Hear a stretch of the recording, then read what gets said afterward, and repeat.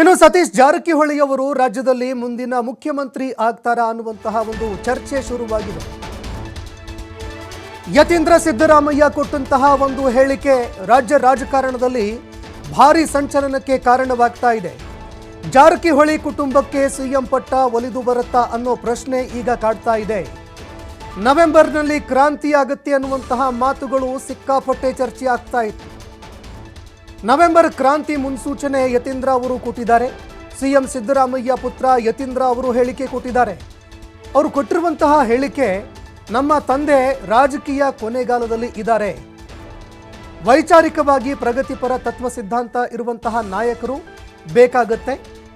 ಆ ನಿಟ್ಟಿನಲ್ಲಿ ಸತೀಶ್ ಜಾರಕಿಹೊಳಿ ಅವರು ಈ ಜವಾಬ್ದಾರಿ ನಿಭಾಯಿಸ್ತಾರೆ ಅಂತ ಹೇಳಿಕೆ ಕೊಟ್ಟಿದ್ದಾರೆ. ಅವರು ಮಾದರಿಯಾಗಿ ನಮ್ಮನ್ನ ಮುನ್ನಡೆಸ್ತಾರೆ ಅನ್ನುವಂತಹ ಮಾತು ಈಗ ಸಾಕಷ್ಟು ಚರ್ಚೆಗೆ ಕಾರಣವಾಗ್ತಾ ಇದೆ. ಅವರ ರಾಜಕೀಯ ಬದುಕಿನ ಕೊನೆ ಘಟ್ಟದಲ್ಲಿದ್ದಾರೆ ಅಂತ ಸಮಯದಲ್ಲಿ ಈ ರೀತಿ ವೈಚಾರಿಕವಾಗಿ ಪ್ರಗತಿಪರವಾದಂತ ಸಿದ್ಧಾಂತ ಇಟ್ಕೊಂಡಿರೋರಿಗೆ ಮಾರ್ಗದರ್ಶನ ಮಾಡೋದಕ್ಕೆ, ಅವ್ರಿಗೆ ನೇತೃತ್ವ ವಹಿಸ್ಕೊಳ್ಳೋಕೆ ಒಬ್ರು ನಾಯಕರು ಬೇಕು. ಜಾರಕಿಹೊಳಿ ಅವರು ಅಂತ ಒಂದು ಜವಾಬ್ದಾರಿ ವಹಿಸ್ಕೋತಾರೆ. ಕಾಂಗ್ರೆಸ್ ಪಕ್ಷದ ಸಿದ್ಧಾಂತ ನಂಬಿಕೆ ಇಟ್ಕೊಂಡಿರುವಂತ ಎಲ್ಲ ರಾಜಕಾರಣಿಗಳಿಗೆ, ಯುವ ನಾಯಕರಿಗೆ ಅವ್ರ ಮಾದರಿಯಾಗಿ ನಮ್ಮ ಮುನ್ನಡೆಸ್ತಾರೆ ಅನ್ನೋ ಒಂದು ನಂಬಿಕೆ ನನಗಿದೆ. ಸೊ ಹಾಗಾಗಿ ಈ ರೀತಿ ಒಂದು ತತ್ವಬದ್ಧತೆ ಇರುವಂತಹ ನಾಯಕ ಸಿಗೋದು ಬಹಳ ಕಷ್ಟ. ಅಂತ ಕೆಲಸನ ಜಾರಕಿಹೊಳಿ ಮಾಡ್ತಿದ್ದಾರೆ.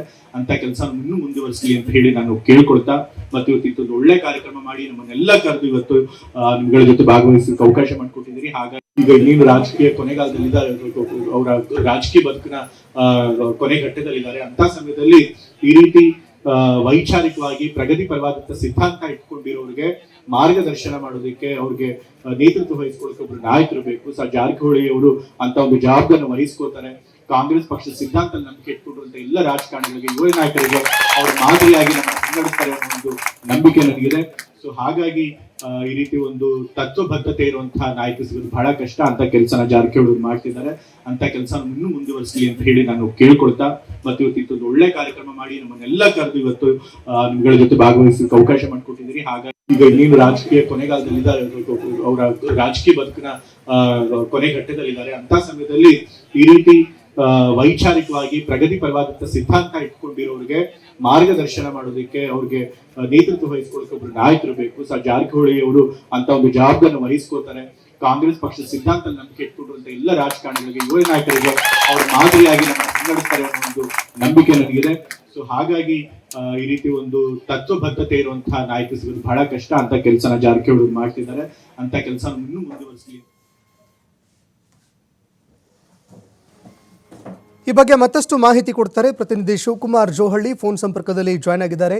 ಶಿವಕುಮಾರ್, ಅಕ್ಟೋಬರ್ನಲ್ಲಿ ಕ್ರಾಂತಿ ಆಗುತ್ತೆ, ನವೆಂಬರ್ನಲ್ಲಿ ಕ್ರಾಂತಿ ಆಗುತ್ತೆ, ಸಿಎಂ ಬದಲಾವಣೆ ಆಗ್ತಾರೆ, ಸಾಕಷ್ಟು ಚರ್ಚೆಗಳಾಯಿತು. ಆದರೆ ಯಾವುದಕ್ಕೂ ಒಂದು ಸ್ಟ್ರಾಂಗ್ ಆಗಿರುವಂತಹ ಬೇಸ್ಮೆಂಟ್ ಇರಲಿಲ್ಲ. ಆದರೆ ಈಗ ಖುದ್ದು ಸಿಎಂ ಸಿದ್ದರಾಮಯ್ಯ ಅವರ ಪುತ್ರ ಯತೀಂದ್ರ ಸಿದ್ದರಾಮಯ್ಯ ಅವರು ಹೇಳಿದ್ದಾರೆ. ಹೀಗಾಗಿ ಈ ವಿಚಾರ ಸಾಕಷ್ಟು ತೀವ್ರವಾಗಿ ಚರ್ಚೆ ಆಗ್ತಾ ಇದೆ.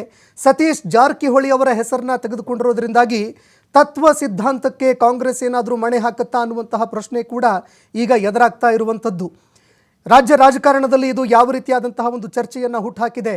ಸತೀಶ್ ಜಾರಕಿಹೊಳಿ ಮುಂದಿನ ಸಿಎಂ ಹೇಗೆ ಅಂತ ಸಂತೋಷ್, ಇವತ್ತು ರಾಜ್ಯ ರಾಜಕಾರಣದಲ್ಲಿ ಯತೀಂದ್ರ ಅವರು ಕೊಟ್ಟಿರುವಂತಹ ಹೇಳಿಕೆ ಬಹಳ ಗಮನಾರ್ಹವಾದಂಥದ್ದು.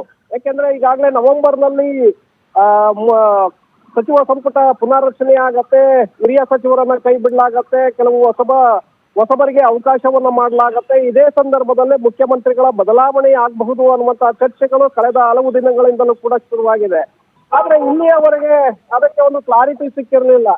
ಯಾಕಂದ್ರೆ ಈಗ ಸಿಎಂ ರೇಸ್ ನಲ್ಲಿ ಇದ್ದಂತವ್ರು ಡಿ.ಕೆ. ಶಿವಕುಮಾರ್ ಅವರು 2.5 ವರ್ಷಗಳ ಕಾಲ ಮುಖ್ಯಮಂತ್ರಿ ಸಿದ್ದರಾಮಯ್ಯನವ್ರಿಗೆ, ಹಾಗೆ ಉಳಿದ 2.5 ವರ್ಷಗಳ ಕಾಲ ಡಿ.ಕೆ. ಶಿವಕುಮಾರ್ ಅವ್ರಿಗೆ ಒಪ್ಪಂದ ಆಗಿದೆ. ಹಾಗಾಗಿ 2.5 ವರ್ಷ ಈಗ ಆಗ್ತಾ ಬಂದಿದೆ. ಸಿದ್ದರಾಮಯ್ಯನವರು ಕುರ್ಚಿಯನ್ನ ಬಿಟ್ಕೊಡ್ಬೇಕು, ಅದನ್ನ ಡಿ.ಕೆ. ಶಿವಕುಮಾರ್ ಅವರು ಮುಂದಿನ ಮುಖ್ಯಮಂತ್ರಿ ಆಗ್ತಾರೆ ಅನ್ನುವಂತಹ ಚರ್ಚೆಗಳೇ ಈಗ ನಡೀತಾ ಇದೆ.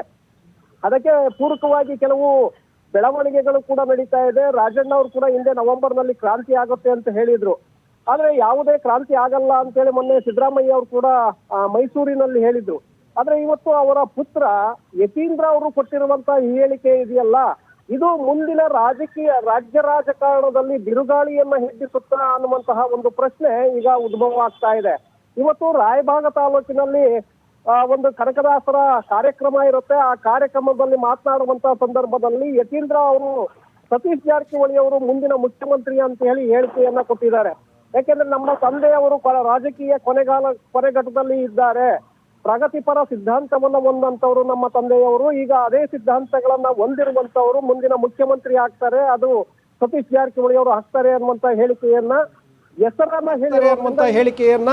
ಹೆಸರನ್ನ ಹೇಳಿರೋದ್ರಿಂದ ಇಲ್ಲಿ ಸಹಜವಾಗಿ ಕುತೂಹಲ ಕೂಡ ಉಂಟಾಗ್ತಾ ಇದೆ. ಮುಖ್ಯಮಂತ್ರಿ ಸಿದ್ದರಾಮಯ್ಯನವರು ಈಗ ಅಧಿಕಾರವನ್ನು ಬಿಟ್ಕೊಡೋದಕ್ಕೆ ಎಲ್ಲ ಮುಂದಾದ್ರ, ಇದು ತಮ್ಮ ಪುತ್ರನ ಗಮನಕ್ಕೆ ಬಂದಿದೆಯಾ? ಇಲ್ಲಿ ಪ್ರಗತಿಪರ ನಿಲುವಿನವರಿಗೆ ನೀವು ಅವಕಾಶವನ್ನು ಮಾಡಿಕೊಡಿ ಅಂತೇಳಿ ಏನಾದರೂ ಹೈಕಮಾಂಡ್ಗೆ ಸ್ಪಷ್ಟವಾದಂಥ ಒಂದು ಸೂಚನೆಯನ್ನು ಸಿದ್ದರಾಮಯ್ಯನವರು ಕೊಟ್ಟಿದ್ದಾರಾ? ಈ ಅನುಮಾನಗಳು ಈಗ ಶುರುವಾಗೋದಕ್ಕೆ ಹೊರಟಿದೆ. ಯತೀಂದ್ರ ಅವರ ಈ ಹೇಳಿಕೆಯಿಂದ ರಾಜ್ಯ ರಾಜಕಾರಣದಲ್ಲಿ, ಅದರಲ್ಲೂ ಪ್ರಮುಖವಾಗಿ ಕಾಂಗ್ರೆಸ್ನಲ್ಲಿ ಸಾಕಷ್ಟು ಬೆಳವಣಿಗೆಗಳಿಗೆ ಇದು ಕಾರಣ ಆಗತ್ತೆ. ಯಾಕೆಂದರೆ ಸತೀಶ್ ಜಾರಕಿಹೊಳಿ ಅವರನ್ನು ಪದೇ ಪದೇ ಮುಖ್ಯಮಂತ್ರಿ ಸ್ಥಾನದ ಅಭ್ಯರ್ಥಿ ಅನ್ನುವಂಥ ಪ್ರಶ್ನೆಯನ್ನು ಹಾಕಿದಾಗ ಎಲ್ಲ ಸಂದರ್ಭದಲ್ಲೂ ಕೂಡ ಅವರು ನಾನು ಈಗ ಮುಖ್ಯಮಂತ್ರಿ ಹುದ್ದೆಯ ರೇಸ್ನಲ್ಲಿ ಇಲ್ಲ, 5 ವರ್ಷಗಳ ಕಾಲ ಸಿದ್ದರಾಮಯ್ಯನವರೇ ಇರ್ತಾರೆ, ಈಗ CM ಕುರ್ಚಿ ಖಾಲಿ ಇಲ್ಲ, ನಾನು ಮುಂದಿನ 2028ರ ವಿಧಾನಸಭಾ ಚುನಾವಣೆಯಲ್ಲಿ ಪಕ್ಷ ಅಧಿಕಾರಕ್ಕೆ ಬಂದಂಥ ಸಂದರ್ಭದಲ್ಲಿ ನಾನು ಮುಖ್ಯಮಂತ್ರಿ ಅನ್ನುವಂಥ ಹೇಳಿಕೆಗಳನ್ನು ಪದೇ ಪದೇ ಕೊಡ್ತಾ ಇದ್ರು ಸತೀಶ್ ಜಾರಕಿಹೊಳಿ ಅವರು. ಆದರೆ ಯತೀಂದ್ರ ಅವರ ಇವತ್ತಿನ ಹೇಳಿಕೆಯನ್ನು ಗಮನಿಸಿದಾಗ ಎಲ್ಲೋ ಒಂದು ಕಡೆ ಸತೀಶ್ ಜಾರಕಿಹೊಳಿ ಮುಂದೆ ಮುಖ್ಯಮಂತ್ರಿಯಾಗಿ ಏನಾದರೂ ಅಧಿಕಾರ ಹಿಡಿಯುವಂಥ ಅವಕಾಶಗಳು ಹೆಚ್ಚಿದೆಯಾ, ಇದಕ್ಕೆ ಪೂರಕವಾಗಿ ಏನಾದರೂ ಸಿದ್ದರಾಮಯ್ಯನವರು ಅವರ ಹಿಂದೆ ನಿಂತಿದ್ದಾರಾ ಅನ್ನುವಂತಹ ಪ್ರಶ್ನೆಗಳು ಸಹಜವಾಗಿ ಎಲ್ಲರಲ್ಲೂ ಕೂಡ ಬರ್ತಾ ಇದೆ. ಯಾಕೆಂದರೆ DK ಶಿವಕುಮಾರ್ ಅವರು ಈಗಾಗಲೇ ಪ್ರಯತ್ನ ವಿಫಲ ಆಗಬಹುದು, ಆದರೆ ಪ್ರಾರ್ಥನೆ ವಿಫಲ ಆಗಲ್ಲ ಅನ್ನುವಂಥ ಒಂದು ಹೇಳಿಕೆಗಳನ್ನು ಕೊಡ್ತಾ ಇದ್ರು. ರಾಜ್ಯ ಕಾಂಗ್ರೆಸ್ನಲ್ಲಿ ಶಾಸಕರು ತಮ್ಮ ಪರವಾಗಿಲ್ಲ, ಹಾಗಾಗಿ ಶಾಸಕರ ಬೆಂಬಲ ಸಿಗೋದಿಲ್ಲ ಅನ್ನುವಂಥ ನಿಟ್ಟಿನಲ್ಲಿ ಸಿದ್ದರಾಮಯ್ಯ ಆಪ್ತ ಬಳಗದಲ್ಲಿರುವಂಥವ್ರು ಹೇಳ್ತಾ ಇದ್ದಾಗ ಪದೇ ಪದೇ ಈ ಹೇಳಿಕೆಯನ್ನು ಕೊಡ್ತಾ ಇದ್ರು. ಈಗ ದೇವರು ದಿಂಡಿರು ಮೊರೆ ಹೋಗಿದ್ದಾರೆ. ಅಟ್ಲೀಸ್ಟು ದೇವರ ನನ್ನ ಪ್ರಾರ್ಥನೆ ಫಲಿಸಿ ದೇವರು ನನ್ನ ಕೈ ಹಿಡಿತಾನೆ, ಹೈಕಮಾಂಡ್ಗೆ ಒಂದು ಬುದ್ಧಿಯನ್ನು ಕೊಡಬಹುದು ಅನ್ನುವಂಥ ನಿಟ್ಟಿನಲ್ಲಿ ದೇವರಿಗೆ ಪ್ರಾರ್ಥನೆಗಳನ್ನು ಸಲ್ಲಿಸ್ತಾ ಇದ್ದಾರೆ, ವಿಶೇಷ ಪೂಜೆಗಳನ್ನು ಮಾಡ್ತಾ ಇದ್ದಾರೆ. ಪೂಜೆಗಳನ್ನು ಮಾಡ್ತಾ ಇರುವಂಥ ಸಂದರ್ಭದಲ್ಲೇ ಯತೀಂದ್ರ ಅವರು ಕೊಟ್ಟಿರುವಂತಹ ಈ ಹೇಳಿಕೆ ಎಲ್ಲೋ ಒಂದು ಕಡೆ DK ಶಿವಕುಮಾರ್ ಅವ್ರಿಗೂ ಕೂಡ ಹೊಡೆತ ಕೊಟ್ಟ ಹಾಗೆ. ಈಗ ಶಿವಕುಮಾರ್, ಕಾಂಗ್ರೆಸ್ನಲ್ಲಿ ನೋಡಿದ್ರೆ ಹೈಕಮಾಂಡು ಯಾವುದೇ ಕಾರಣಕ್ಕೂ CM ಬದಲಾವಣೆ ವಿಚಾರಕ್ಕೆ ಸಂಬಂಧಪಟ್ಟಂತೆ ಮಾತನಾಡಬೇಡಿ ಅಂತ ಎಲ್ರಿಗೂ ಎಚ್ಚರಿಕೆ ಕೊಡುತ್ತೆ. ಮತ್ತೊಂದೆಡೆ CM ರೇಸ್ನಲ್ಲಿ ಅನೇಕರು ಪೈಪೋಟಿ ಮಾಡ್ತಾ ಇರಬೇಕಾದ್ರೆ CM ಅವರ ಪುತ್ರ ಈ ರೀತಿಯಾದಂತಹ ಒಂದು ಹೇಳಿಕೆ ಕೊಟ್ಟಿರುವಂಥದ್ದು ಬಹಿರಂಗವಾಗಿ ಈಗ ಎಲ್ಲವೂ ಕೂಡ ಕ್ಲಿಯರ್ ಆದಂತೆ ಕಂಡು ಬರ್ತಾ ಇದೆ. ಅಂದರೆ ಸತೀಶ್ ಜಾರಕಿಹೊಳಿ ಅವರು ಬಹುತೇಕವಾಗಿ ಮುಂದೆ CM ಆಗಬಹುದು ಅನ್ನುವಂತಹ ಒಂದು ವಿಚಾರ ಈಗ ಕ್ಲಿಯರ್ ಆಗ್ತಾ ಇದೆ. ಹೀಗಾಗಿ ಕಾಂಗ್ರೆಸ್ನಲ್ಲಿ ಅಸಮಾಧಾನಕ್ಕೆ ಇದು ಮುಂದಿನ ದಿನಗಳಲ್ಲಿ ಕಾರಣ ಆಗಬಹುದಾ ಅಂತ. ಯಾಕಂದರೆ ಕೇವಲ ಸಣ್ಣ ಪುಟ್ಟ ನಾಯಕರು ಕೊಡ್ತಾ ಇದ್ದಂತಹ ಹೇಳಿಕೆಗಳಿಗೆ ತೀವ್ರವಾಗಿ ಅಸಮಾಧಾನ ಭುಗಿಲೆದ್ದಿತ್ತು. ಈಗ ಮತ್ತಷ್ಟು ಅಸಮಾಧಾನಕ್ಕೆ ಈ ವಿಚಾರ ಕಾರಣ ಆಗಬಹುದಾ, ಹೇಗೆ ಅಂತ? ಸಹಜವಾಗಿ ಸಂತೋಷ್, ಯಾಕೆಂದರೆ ರಾಜಕಾರಣದಲ್ಲಿ ಇವತ್ತು ಕಾಂಗ್ರೆಸ್ನಲ್ಲಿ DK ಶಿವಕುಮಾರ್ ವರ್ಸಸ್ ಸಿದ್ದರಾಮಯ್ಯ ಅಂತೇಳಿ ಈಗಾಗಲೇ ಒಳಗಡೆ ಯುದ್ಧ ಶುರುವಾಗಿದೆ. ಸಿದ್ದರಾಮಯ್ಯನವರು ಈ ಕಡೆ ಕುರ್ಚಿಯನ್ನು ಬಿಟ್ಕೊಡ್ತಾ ಇಲ್ಲ, ಮತ್ತೊಂದು ಕಡೆ DK ಶಿವಕುಮಾರ್ ಕುರ್ಚಿಗಾಗಿ ಹೈಕಮಾಂಡ್ ಮೇಲೆ ಒತ್ತಡ, ತಮ್ಮ ಹಿರಿಯ ನಾಯಕರ ಮೇಲೆ ಒತ್ತಡವನ್ನು ಮಾಡ್ತಾ ಇದ್ದಾರೆ. ಮತ್ತೊಂದು ಕಡೆ ದೇವರ ಮೊರೆ ಹೋಗಿದ್ದಾರೆ, ವಿಶೇಷ ಪ್ರಾರ್ಥನೆಗಳನ್ನು ಸಲ್ಲಿಸ್ತಾ ಇದ್ದಾರೆ. ನಾನು ನವೆಂಬರ್ನಲ್ಲಿ ಮುಖ್ಯಮಂತ್ರಿ ಕುರ್ಚಿಗೆ ನಾನು ಕೂರಲೇಬೇಕು ಅನ್ನುವಂಥ ಒಂದು ಹಠಕ್ಕೆ ಬಿದ್ದಿದ್ದಾರೆ. ಸೊ ಇದರ ನಡುವೆ ಮುಖ್ಯಮಂತ್ರಿಗಳು ಬದಲಾವಣೆ ಆಗೋದಿಲ್ಲ ಅನ್ನುವಂಥ ಮಾತನ್ನು ಬಹುತೇಕ ಹಿರಿಯ ನಾಯಕರು ಪದೇ ಪದೇ ಹೇಳ್ತಾ ಇದ್ದಾರೆ. ಸಿದ್ದರಾಮಯ್ಯನವರೇ ಮುಂದುವರಿತಾರೆ, 5 ವರ್ಷಗಳ ಕಾಲ ನಾವು ಅವರನ್ನು ಆರಿಸಿ ಕಳಿಸಿದ್ದೇವೆ, ಹಾಗಾಗಿ 5 ವರ್ಷ ಅವರೇ ಇರ್ತಾರೆ ಅಂತೇಳಿ ಈಗಷ್ಟೇ ಜಯಚಂದ್ರ ಅವರು ಕೂಡ ಹೇಳಿಕೆಯನ್ನು ಕೊಟ್ಟಿದ್ದಾರೆ ಬೆಂಗಳೂರಿನಲ್ಲಿ. ಸೊ ಇಂಥ ಸಂದರ್ಭದಲ್ಲೇ ಮುಖ್ಯಮಂತ್ರಿಗಳ ಪುತ್ರ ಯತೀಂದ್ರ ಅವರೇ ಅವರ ಬಾಯಿಂದ ಈ ರೀತಿಯಾದಂಥ ಒಂದು ಹೇಳಿಕೆಯನ್ನು ಕೊಟ್ಟಿದ್ದಾರೆ ಅಂದರೆ ಸಹಜವಾಗಿ ಮುಖ್ಯಮಂತ್ರಿಗಳ ನಿವಾಸದಲ್ಲಿ ನಡೀತಾ ಇರುವಂತಹ ಚಟುವಟಿಕೆಗಳು ಮತ್ತು ಮುಖ್ಯಮಂತ್ರಿಗಳ ಆಪ್ತ ವಲಯದಲ್ಲಿ ನಡೀತಾ ಇರುವಂತಹ ಬೆಳವಣಿಗೆಗಳ ಬಗ್ಗೆ ಯತೀಂದ್ರ ಅವರಿಗೆ ಸಂಪೂರ್ಣವಾದಂಥ ಒಂದು ಮಾಹಿತಿ ಇರುತ್ತೆ. ಆ ಕಾರಣಕ್ಕೆ ಯತೀಂದ್ರ ಅವರು ಇವತ್ತು ನೇರವಾಗಿ ಸತೀಶ್ ಜಾರಕಿಹೊಳಿ ಅವರು ಮುಂದಿನ ಮುಖ್ಯಮಂತ್ರಿ ಆಗ್ತಾರೆ ಅನ್ನುವಂಥ ಹೇಳಿಕೆಯನ್ನು ಕೊಟ್ಟಿದ್ದಾರೆ. ಇಲ್ಲಿ ಯಾಕೆಂದರೆ ಜಾರಕಿಹೊಳಿ ಅವರು 28ಕ್ಕೆ ಗುರುತಿಸ್ಕೊಳ್ತಾ ಇದ್ರು, ಈಗಲೇ ಅವರನ್ನು ತಂದು ಕೂರಿಸುವಂಥ ಒಂದು ಪ್ರಯತ್ನಗಳು ನಡೀತಾ ಇರಬಹುದು. KPCC ಅಧ್ಯಕ್ಷರನ್ನಾಗಿ ಅವರನ್ನು ನೇಮಕ ಮಾಡಲಾಗತ್ತೆ ಅನ್ನುವಂಥ ಚರ್ಚೆಗಳು ನಡೀತಾ ಇರುವಂಥ ಬೆನ್ನಲ್ಲೇ ಈಗ ಮುಖ್ಯಮಂತ್ರಿಯ ಹುದ್ದೆಗೆ ಯತೀಂದ್ರ ಅವರೇ ಈ ಹೆಸರನ್ನು ತಂದು ಬಿಟ್ಟಿರುವಂಥದ್ದು ಸಹಜವಾಗಿ ಸಾಕಷ್ಟು ಮಹತ್ವವನ್ನು ಈಗ ಪಡ್ಕೊಳ್ತಾ ಇದೆ. ಇದು ಕಾಂಗ್ರೆಸ್ ಪಕ್ಷದಲ್ಲಿ ಮಹತ್ವದ ಬೆಳವಣಿಗೆಗಳಿಗೂ ಕಾರಣ ಆಗತ್ತೆ, ದೊಡ್ಡ ಮಟ್ಟದ ಅಸಮಾಧಾನಗಳಿಗೂ ಕೂಡ ಕಾರಣ ಆಗಬಹುದು. ಇದು ನವೆಂಬರ್ ಕ್ರಾಂತಿ ಅಥವಾ ಡಿಸೆಂಬರ್ ಕ್ರಾಂತಿ ಆದರೂ ಕೂಡ ಅಚ್ಚರಿ ಇಲ್ಲ ಸಂತೋಷ್. ಈಗ ಮತ್ತೊಂದೆಡೆ ನಾವು ದೇಶದಲ್ಲಿ ಬೇರೆ ಬೇರೆ ರಾಜ್ಯದಲ್ಲಿ ನೋಡಿದಾಗ ಕಾಂಗ್ರೆಸ್ ಪಕ್ಷ ಅಹಿಂದ ಅಸ್ತ್ರವನ್ನು ಪ್ರಯೋಗ ಮಾಡೋದಕ್ಕೆ ಪ್ರಯತ್ನ ಮಾಡ್ತಾ ಇರುವಂಥದ್ದು ಸ್ಪಷ್ಟವಾಗಿ ಕಂಡು ಬರ್ತಾ ಇದೆ. ಅದು ಆಂಧ್ರ ಆಗಿರಬಹುದು, ತೆಲಂಗಾಣ, ತಮಿಳುನಾಡು, ಮತ್ತೊಂದೆಡೆ ಈಗ ಬಿಹಾರ ಚುನಾವಣೆಯಲ್ಲೂ ಕೂಡ CM ಸಿದ್ದರಾಮಯ್ಯ ಅವ್ರನ್ನ ಬಳಕೆ ಮಾಡಿಕೊಂಡು ಅಹಿಂದ ಅಸ್ತ್ರವನ್ನು ಬಳಕೆ ಮಾಡೋದಕ್ಕೆ ಪ್ರಯತ್ನ ಮಾಡ್ತಾ ಇತ್ತು. ಅದೇ ರೀತಿಯಲ್ಲಿ ಕರ್ನಾಟಕದಲ್ಲೂ ಕೂಡ ಅಹಿಂದ ಅಸ್ತ್ರವನ್ನು ಪ್ರಯೋಗ ಮಾಡಿ ಮತ ಬ್ಯಾಂಕ್ಗಳನ್ನು ಸೆಳೆಯುವತ್ತ ಕಾಂಗ್ರೆಸ್ ಏನಾದರೂ ಚಿತ್ತವನ್ನು ನೆಡ್ತಾ ಇದೆಯಾ ಹೇಗೆ ಅಂತ? ಸಂತೋಷ್, ಇನ್ನು ಕರ್ನಾಟಕದ ಮಟ್ಟಿಗೆ ನೋಡೋದಾದರೆ 2028ಕ್ಕೆ ವಿಧಾನಸಭಾ ಚುನಾವಣೆ ಬರುತ್ತೆ, 2029ಕ್ಕೆ ಲೋಕಸಭಾ ಚುನಾವಣೆ ಎದುರಾಗತ್ತೆ. ಸೊ ಅದರ ಒಳಗಡೆ ಈಗ ಗ್ರೇಟರ್ ಬೆಂಗಳೂರಿಗೆ ಚುನಾವಣೆ ನಡಿಬೇಕಾಗತ್ತೆ, ಜಿಲ್ಲಾ ಪಂಚಾಯತ್, ತಾಲೂಕ್ ಪಂಚಾಯತ್ ಚುನಾವಣೆಗಳು ಬರಬೇಕಾಗಿದೆ. ಸೊ ಇದರ ಸಂದರ್ಭದಲ್ಲೇ ಈ ರೀತಿಯಾಗಿ ಹೇಳಿಕೆಯನ್ನು ಕೊಟ್ಟಿರುವಂಥದ್ದನ್ನು ನೋಡಿದರೆ ನೀವು ಹೇಳಿದಾಗೆ ಈಗಾಗಲೇ ರಾಷ್ಟ್ರೀಯ ಮಟ್ಟದಲ್ಲಿ OBC ಸಮುದಾಯಗಳು, OBC ವರ್ಗಗಳು ಅತಿ ಹೆಚ್ಚಿನ ಪ್ರಮಾಣದಲ್ಲಿದೆ. ಆ ಮತ ಬ್ಯಾಂಕ್ ನಮಗೆ ಗಟ್ಟಿಯಾಗಿದ್ದೇ ಆದರೆ ಮುಂದಿನ ಲೋಕಸಭಾ ಚುನಾವಣೆಯಲ್ಲಿ ನಾವು ಅಧಿಕಾರವನ್ನು ಹಿಡಿಬಹುದು ಅಂತೇಳಿ ಕಾಂಗ್ರೆಸ್ ಕನಸನ್ನ ಕಾಣ್ತಾ ಇದೆ.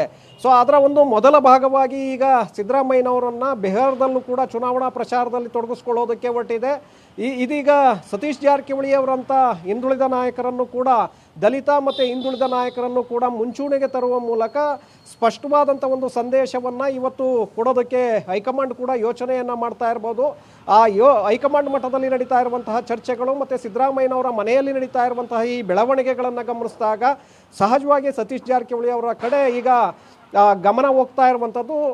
ಪ್ರಿಯಾಂಕ್ ಖರ್ಗೆ ಏನು ಯತೀಂದ್ರ ಅವರು ಸ್ಪಷ್ಟವಾಗಿ ಹೇಳಿಕೆಯನ್ನು ಕೊಟ್ಟಿರುವಂಥದ್ದನ್ನು ಗಮನಿಸಿದಾಗ ಸಿದ್ದರಾಮಯ್ಯನವರು ಎಲ್ಲೋ ಒಂದು ಕಡೆ ಅಧಿಕಾರದಿಂದ ಮುಂದಿನ ದಿನಗಳಲ್ಲಿ, ಇವತ್ತಲ್ಲದೆ ಇರ್ಬೋದು ಅಥವಾ ಮುಂದಿನ ವರ್ಷ ಅವರು ಕೆಳಗಡೆ ಇಳಿಬಹುದು, ಆ ಸಂದರ್ಭದಲ್ಲಿ ಸತೀಶ್ ಜಾರಕಿಹೊಳಿ ಅವರನ್ನು ನೀವು ಮುಖ್ಯಮಂತ್ರಿ ಮಾಡಿ ಅನ್ನುವಂಥ ಒಂದು ಸಂದೇಶವನ್ನು ಹೈಕಮಾಂಡ್ಗೂ ಕೂಡ ಸಿದ್ದರಾಮಯ್ಯನವರು ತಲುಪಿಸಿದಂತೆ ಕಾಣಿಸ್ತಾ ಇದೆ. ಯಾಕೆಂದರೆ ಸತೀಶ್ ಜಾರಕಿಹೊಳಿ ಅವರು ಹೋದರೆ ಎಲ್ಲರೂ ಕೂಡ ಅವರಿಗೆ ಸಪೋರ್ಟನ್ನು ಮಾಡ್ತಾರೆ, ಸರ್ಕಾರ ಕೂಡ ಸುಭದ್ರವಾಗಿರುತ್ತೆ ಅನ್ನುವಂಥ ಸಂದೇಶವನ್ನು ಹೈಕಮಾಂಡ್ಗೆ ಕೊಟ್ಟಂತೆ ಕಾಣಿಸ್ತಾ ಇದೆ. ಸಂತೋಷ್, ಧನ್ಯವಾದಗಳು ಶಿವಕುಮಾರ್ ನಿಮ್ಮೆಲ್ಲ ಮಾಹಿತಿಗಳಿಗೆ. ಮಾರ್ಗದರ್ಶನ ಮಾಡೋದಕ್ಕೆ ಅವ್ರಿಗೆ ನೇತೃತ್ವ ವಹಿಸಿಕೊಡ್ತಾರೆ.